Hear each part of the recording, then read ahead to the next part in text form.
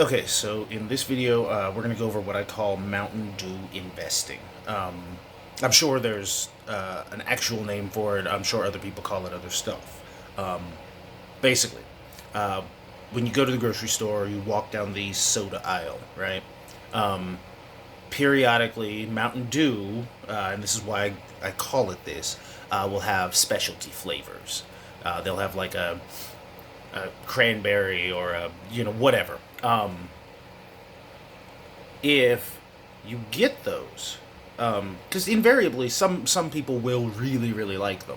Um, if you get those, you hold them off to the side. Typically, what I'll do is get like two or three of the 12 packs of each flavor and stick them in a corner, in the closet, what have you, somewhere where I know they'll be safe and they won't get crushed or what have you with other stuff that I have going on. Um, Especially if you happen to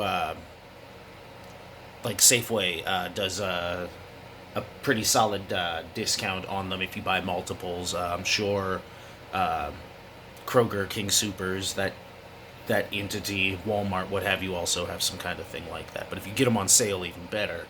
Um, and don't go out of your mind with it, because unless you just have the space and the money to do so, and feel like you're gonna have the time later on to unload them. Um, Basically, you let them sit, and as soon as they stop producing that flavor, you go to Craigslist, and if you want the larger audience for your product at this point, or their product, I guess, as the case may be, you can go to eBay also. eBay will give you a broader audience, and because of that, you can ask for more. Craigslist, usually, at least for me, tends to be a little less of a hassle, although there's a lot of people in the metro area, so it makes it a little easier to unload in that regard. Um, but yes, as soon as they stop producing that flavor, you put up an ad, and usually my opening rate is about 35 bucks for the 12 packs. And usually on Craigslist, I'll mark it 35 or best offer. On the occasion that I put them on eBay, I'll usually have a little higher price point, just because of the fact that eBay has the fees and whatnot. You have to cover shipping, and because of the fact that you have so many more people, you're almost certainly going to find someone who's willing to pay more than what you would be getting from Craigslist. You pretty much have to deal with the people in your area if you're going on Craigslist, again, unless you're willing to ship.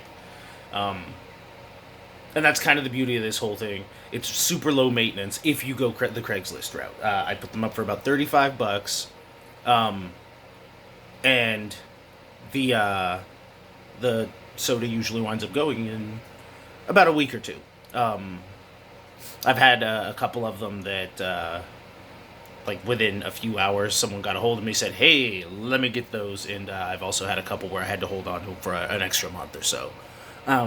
And that's a part of the reason why I try not to go super out of control with it. I usually limit it to about 10 cases. Um, if you're getting 10 cases for, on average, what, 250, $3, and then you turn around and sell them for $35 a piece. I mean, you do the math. There's no bad angle on it. Now, this isn't something you can necessarily just do with pop, obviously. A lot of companies discontinue a lot of products all the time, and I'm always amazed at the level of attachment that people have to some of these products. If you go on eBay right now and just type in discontinued product, you'll see there's a lot of, and it's usually stuff I've never heard of, which is a part of the reason why I try to stick to, rare flavors of like snacks and pop and whatnot for like real quick flip type money. If I happen to be going that route at the time. But yes, there are people, they'll get deodorant, toothpaste, dish soap, and it'll be up there like 10 boxes for $1,000. I have no um, idea how to purchase those specific items for this kind of a thing, but in general, if you happen to see like a limited, a rare, or something that you know for a fact is discontinued, the dollar store is great for that.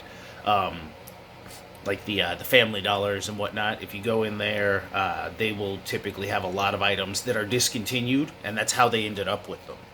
Um, and so, I have on more than one occasion bought a whole shelf of dollar items from there. Again, take them, sit on them for 3-4 months just to make sure that anywhere else in the area they may happen to have been, they're dried up, and then pop on Craigslist and mark them up basically 90% or more, depending on what it is and the level of demand that you happen to be seeing for it. It's basically the same concept as with collectibles, like comic books and like those statues and whatnot. If there's only one of these, or if there's only 10 of these, and those 9 are in people's collections, what have you, then this is the only one that you actually have access to, so I can basically demand whatever price I happen to want for them. Because of that, whenever, in this case, Mountain Dew happens to have a new flavor coming out, and not just them, but any of the pops happen to have a new flavor coming out, then at least for a short period of time, they've basically set you up with a license to print some money. So yeah, next time you guys are at the grocery store, if you happen to have a few extra bucks, and you don't have to buy 10 cases. That's usually my buy-in on them, just so that I can keep the numbers round in my own, in my own head for later use when I'm charting, what I've made off of what, and or where what money came from. You can get one. Get an extra case if you see a flavor of whatever that happens to be something that you think isn't going to be there, next week or next month. Hold on to it and put it up on Craigslist. Give it a shot. If you go with one, worst case scenario, you spent $250 because you didn't really lose it, and you've still got some pop that you can drink. So, I mean, it's kind of a win-win with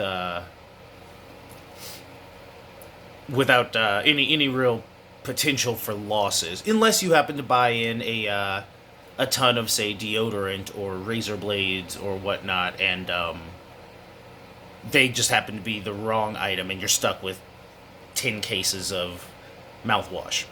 And that's part of why I tend to not go that route.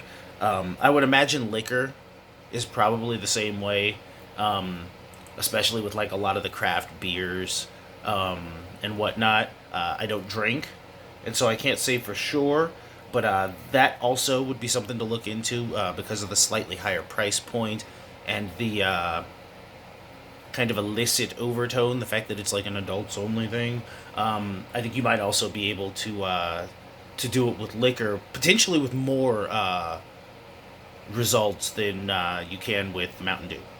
You guys have a good afternoon, and we will see you next time.